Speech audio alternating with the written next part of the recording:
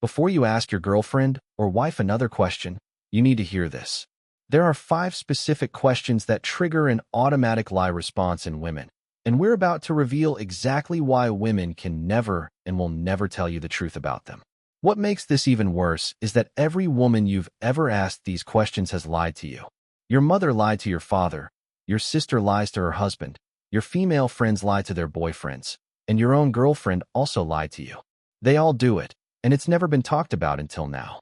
Before we reveal these female secrets that will change how you see every conversation forever, take a moment to hit that subscribe button and smash the like.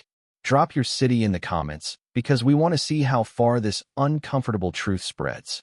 This channel gives you the raw female psychology that no other woman will ever admit to. These aren't white lies or protecting your feelings. These are foundational deceptions that shape how you see women, how you trust them, and how you invest your emotional energy. Every relationship you've had has been built on these 5 lies. The first question women will never answer honestly is the one that every man asks, but no woman has ever answered truthfully. And trust me, you don't want the real number. Question 1. How many men have you slept with? Women have been asked this question by every serious boyfriend they've ever had. A woman's real number might be 50 or more, but the highest number she may ever admitted to might be just 8 or less. The math should tell you everything you need to know about female honesty when it comes to sexual history. Women calculate their answers based on a complex formula that has nothing to do with truth and everything to do with relationship preservation. They consider your personality, your insecurities, your sexual experience, and your emotional maturity. Then they craft a number that makes you feel special without making you feel threatened. Conservative guys get numbers between 3 and 6. Women tell them about the serious relationships and conveniently forget the college experimentation, the vacation hookups, and the one-night stands that didn't count. More experienced guys might hear 8 to 12. Women include some of the casual encounters, but still hide the full scope of their sexual exploration. The female psychology behind this deception is sophisticated. Women are not just protecting their image. They are protecting your ego and their relationship security. They know that most men say they want honesty, but the real number would haunt you every time you touch them. It would change how you see their responses during intimacy, how you interpret their sexual knowledge, and how special you feel about being chosen. Women have learned to categorize their encounters in ways that allow them to minimize the count while maintaining their internal sense of honesty. That weekend with your friend doesn't count because they were drunk. The guy from the conference doesn't count because it was only once. The on and off relationship doesn't count as multiple partners because it was the same person over time. Their deflection strategies are well rehearsed. They respond to the question with counter questions about why the past matters or accusations about your insecurity. They make you feel guilty for asking while simultaneously calculating their acceptable response. They turn your legitimate curiosity into a character flaw that they graciously overlook. The brutal truth is that if a woman hesitates, calculates, or gets defensive when you ask this question, you should multiply whatever number she gives you by at least 2.5. That will put you closer to reality. The woman who answers immediately with confidence is either very inexperienced or has rehearsed her lie so many times she believes it herself. Women know this deception damages the foundation of trust in their relationships, but they've collectively decided that the truth damages it more. They'd rather manage your emotional response to a comfortable lie than deal with the consequences of overwhelming honesty. But that's just about their intimate past. The question about their sexual present that they will take to their graves is even more dangerous to your peace of mind. The second question hits the core of every man's territorial instincts, and women know it. That's exactly why they'll never give you the honest answer that would make you lose sleep. Are you attracted to any of your male friends? Many women have had intimate thoughts about at least 4 of their current male friends. When their boyfriend asks if they are attracted to any of them, they always respond with the most innocent expression they can manage while denying any attraction whatsoever. The uncomfortable truth is that women are attracted to some of their male friends. They have imagined intimacy scenarios with them. They have wondered what it would be like to be with them instead of you. Some of these friendships exist specifically because of the underlying attraction, and women maintain them as backup options for their emotional and potentially physical future. Women lie about this because an honest answer would require you to accept an impossible situation. You would want them to cut contact with half their social circle. It would poison every future interaction you have with these men. You would analyze every text message, every laugh, every inside joke, every time they defend them or make plans to see them. A woman's internal reality is far more complex than she'll ever admit. That guy friend, he's attractive, successful, funny, and has made it clear he's interested. Does she think about what would happen if she were single? Of course. Does she enjoy the attention and the subtle flirtation? Absolutely. Will she ever admit that to you? Never. Women have perfected the art of deflecting this inquiry. They respond with phrases like, "I've never thought of him that way. He's like a brother." Or "We're just friends. You're being paranoid." They flip the script to make your concern seem unreasonable rather than addressing the legitimate basis for your worry. The female strategy is sophisticated. Women keep attractive male friends as backup options while maintaining plausible deniability about their intentions. They use your trust as permission to continue questionable relationships. They frame your natural protective instincts as jealousy and insecurity. They maintain these friendships through careful boundary management that creates the appearance of innocence while preserving the underlying attraction. They avoid being alone with them when you're around, but seek private conversations when you're not. They downplay their attractiveness when talking to you, but dress carefully when they know they'll see them. The reality is that if women had zero attraction to their male friends, they would have no problem creating clear boundaries with them. Their resistance to your concerns is your answer. Their defensiveness about maintaining these relationships tells you everything you need to know about their true nature. Women know that admitting attraction to their male friends would fundamentally change how you view their loyalty and commitment. So, they protect the comfortable fiction that allows them to maintain these relationships while keeping you secure in your position. But male friends are just potential threats. The next question reveals something even more dangerous: the truth about their emotional state right now. Question number 3. Are you happy in our relationship? This might be the most dangerous question you can ask a woman because her honest answer could end everything you think you're building together. Women have told different boyfriends that they were happy when they were already planning their exit strategy. Women don't just lie about their current happiness. They lie about their future intentions, their level of satisfaction, and their commitment to making things work. This question terrifies them because admitting unhappiness means they have to do something about it. It opens a conversation they're not ready to have. It forces them to confront their own emotional confusion and dissatisfaction. It might trigger changes they don't want to make yet or demands for effort they're not, clears throat, willing to give. Women operate on different levels of dishonesty when answering this question. When they say, "I'm perfectly happy," it usually means they have major problems they're hiding from you. "I'm mostly happy" translates to serious doubts they're not sharing. "I'm happy enough" means they're already emotionally checking out. When they admit to having some concerns, they already have one foot out the door. The female psychology behind this deception is complex. Women don't just lie to you, they lie to themselves.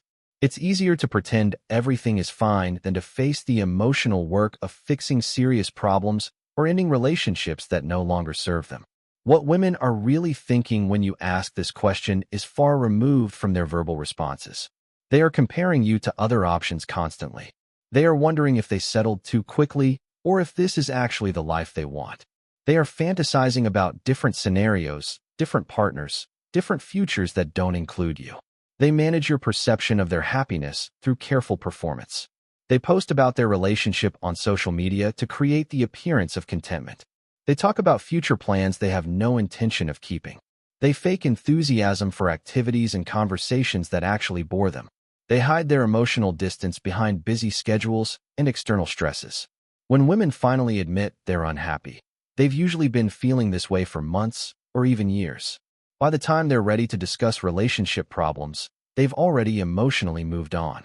The conversation about their happiness is often the beginning of the end, not an opportunity for renewal. They start expressing dissatisfaction only when they're ready to leave or when they found something better. They use your question about their happiness as an opening to begin the narrative that will justify their eventual departure.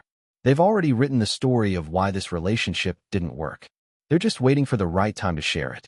The warning signs are there if you know how to read them. Women delay their responses when you ask about happiness. They give generic answers that could apply to any relationship. They deflect to talk about external stresses instead of relationship satisfaction. They compare your relationship to others constantly, always finding you lacking in the comparison. But questioning their happiness in the present is nothing compared to the next question, which forces them to reveal truths about their loyalty that they will protect at all costs. Question number 4. Have you ever emotionally cheated? This question hits too close to the truth because emotional cheating is how most affairs actually start. And women know that their honest answer would make you question every friendship, every conversation, and every private moment they've ever had. Many women have emotionally cheated in every serious relationship they've been in. Deep conversations with other men, sharing problems they didn't share with their boyfriend, developing feelings they never acted on physically. When asked directly, they've always denied it completely. Women will never admit to emotional cheating because it feels worse to men than physical cheating. It reveals that their hearts and minds were elsewhere while they were pretending to be committed to you. It destroys trust in their female friendships and work relationships. It proves that affairs don't just happen. They develop over time through deliberate emotional investment in other people. Women's definition of emotional cheating differs dramatically from yours. You think emotional cheating is sharing intimate thoughts with other men.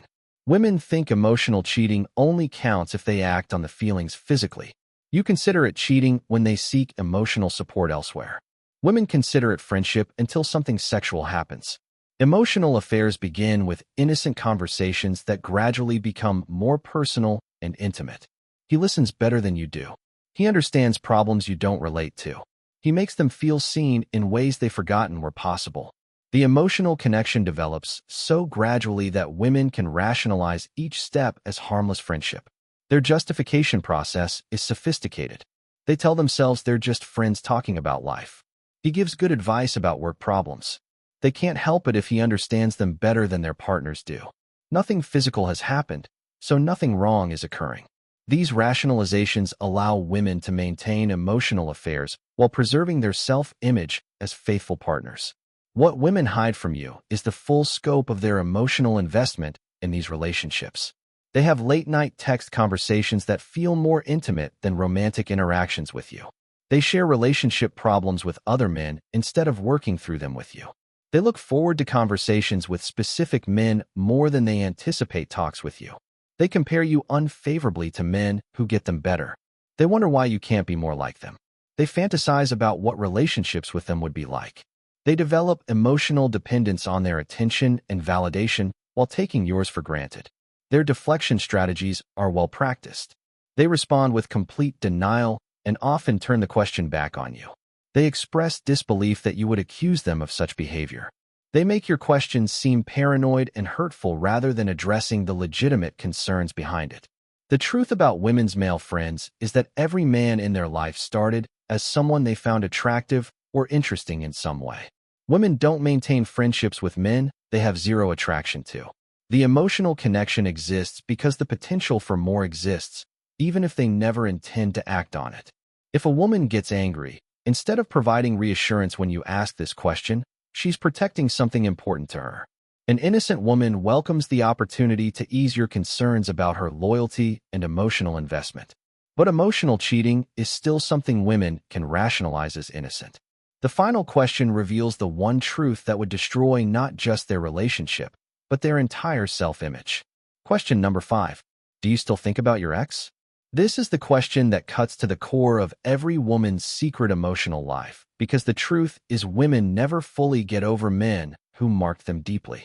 And admitting that would shatter the fantasy of your unique importance in their lives. Many women think about their ex-boyfriend at least once a week, sometimes during intimate moments with their current partner. They've never admitted this to anyone, and the shame of it makes them lie more convincingly every time they're asked. The uncomfortable female truth is that women do still think about their exes, especially the ones who got away. Some exes remain emotional benchmarks for all future relationships. Women compare your performance, your personality, your potential to theirs. Certain exes retain a permanent place in their fantasy life, regardless of their current relationship status. This question represents relationship suicide because it reveals that you're not the only man in their emotional world. It proves that their past still influences their present in ways that diminish your importance. It destroys the illusion that you're their greatest love story and opens questions about their true commitment and satisfaction. Women think about different exes for different reasons. The one who got away makes them wonder what life would have been like if circumstances had been different. The best sexual partner makes them miss physical connections they may never experience again. The one who understood them emotionally makes them long for that specific type of connection. The life they almost had makes them question their current choices. They think about them during arguments with you, wondering if they would handle situations better. They remember them during boring routine moments, recalling the excitement they felt in those relationships. Sometimes they think about them during intimate moments, comparing physical experiences. They wonder about their current lives when they see their social media updates. Their internal justification for these thoughts is that thinking isn't cheating. Everyone has a past. These are just memories, not current intentions. They convince themselves that these thoughts don't affect their current relationships, even when they clearly do. They hide these thoughts carefully. They delete their search history when they look them up online. They never mention when they run into them or hear about them through mutual friends. They pretend they don't remember details about their past relationships. They act like they no longer exist in their emotional landscape, while privately maintaining detailed memories of their time together. Their deflection responses are automatic. They ask why they would think about someone who's in their past. They claim you're the only man they think about now. They remind you that past relationships ended for good reasons. They make you feel insecure for asking about people who supposedly don't matter anymore. The female psychology behind this deception is their ability to compartmentalize their emotional experiences. Women can genuinely love you while maintaining emotional connections to past relationships. But admitting this would make you feel like you're competing with ghosts, which would fundamentally change the dynamic of your relationship. Now that you know women will never answer these questions honestly, here's how to protect yourself from emotional manipulation while still maintaining your relationship. Watch their behavior instead of listening to their words. Pay attention to how they act around male friends versus how they describe those relationships. Notice whether their actions match their claims about relationship satisfaction. Observe if their investment in the relationship matches their stated happiness levels. The man who stops asking these questions and starts observing their behavior becomes immediately more attractive. It shows you're not desperate for their validation of your security in the relationship. Don't use these questions as relationship tests. Women know these are loaded questions designed to trap them. Asking them doesn't reveal the truth. It reveals your insecurity. And female psychology loses respect for men who need constant reassurance through interrogation. Focus on what you can control. Work on your own attractiveness and value as a partner. Maintain standards for how you're treated. Be willing to walk away if behavior doesn't match words. Build a life that doesn't depend on their validation for your self-worth. We've just destroyed the foundation of trust that every relationship is built on. But here's the thing, that foundation was already broken. We just showed you the cracks you couldn't see. You can never unknow what we've just told you. Every conversation you have from now on, you'll remember these 5 questions and wonder what else women are not telling you. And honestly, you should wonder. Stop expecting honesty from questions that have never received honest answers. Start building relationships based on actions, not words. Start trusting your instincts instead of their explanations. If this has opened your eyes to truths you've been sensing but couldn't name, hit subscribe now. Share this with one man who needs to hear it. But be prepared for the conversations that will start. Comment below if you've asked these questions and got the responses we described. Let's see how many men recognize these patterns. The Stoic approach to this uncomfortable truth is not to become paranoid or bitter, but to become more discerning. Marcus Aurelius wrote, "The soul becomes dyed with the color of its thoughts." And Epictetus taught, "It's not what happens to you, but how you react to it that matters." The wise man does not rage against the nature of human beings. He understands it. He accepts it, and he navigates it with clarity and without illusion. These 5 questions represent the gap between what women say and what they feel. Understanding that gap is not cynicism. It is wisdom. It is the beginning of genuine clarity in your relationships. And clarity is the foundation upon which real trust can eventually be built. Not trust in words, but trust in patterns. Not trust in promises, but trust in consistency. Not trust in what you want to believe, but trust in what you can actually observe. That is the way of the Stoic, and that is the path to peace.